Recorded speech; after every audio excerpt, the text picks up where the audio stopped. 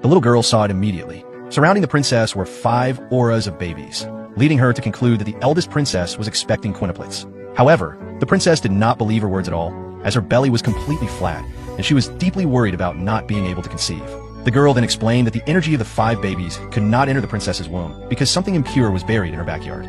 Following the girl's advice, the princess led her servants to dig in the garden, and sure enough, they found a cursed doll used for witchcraft. They burned it immediately, and as soon as it was destroyed, the princess's belly began to grow rapidly. At that moment, she realized that the little girl she had taken in exchange for a basket of sweet potatoes possessed an incredible power. However, what she did not know was that the girl was an immortal fox spirit who had been training for centuries and had descended into the human world to undergo a test. As soon as she touched the earth, barren mountains came to life.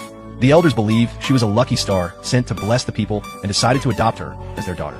But the elders' son and daughter-in-law wanted to save food, kept the girl tied up like a dog and refused to feed her. A kind-hearted woman saw what was happening and realized that the couple intended to devour the child. Horrified, she rushed to stop them.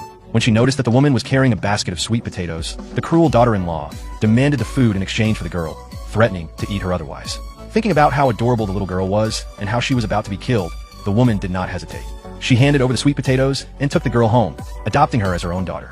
However, the woman's mother-in-law and brother-in-law were furious when they saw that she had traded the family's food for a mere child. Since their family was already on the verge of starvation, they decided to punish her. During dinner, they refused to let the woman eat, hoping to starve her to death. Yet at that moment, the little girl wished for buns to eat.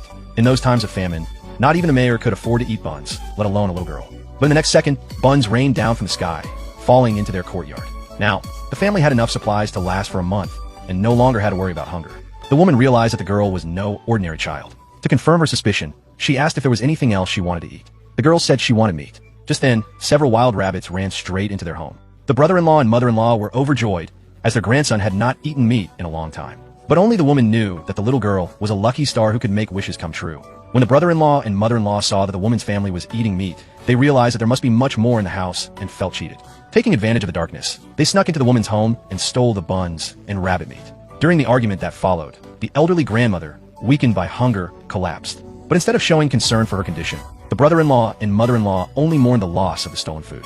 To prevent the grandmother from dying of grief, the woman and her family took her to the city to seek a doctor. Along the way, they encountered the princess, who was distributing soup on the streets. She had been married for 5 years without conceiving a child, and in hopes of getting pregnant, she performed good deeds every day. However, when the little girl saw the princess, she immediately noticed that 5 children were lingering around her.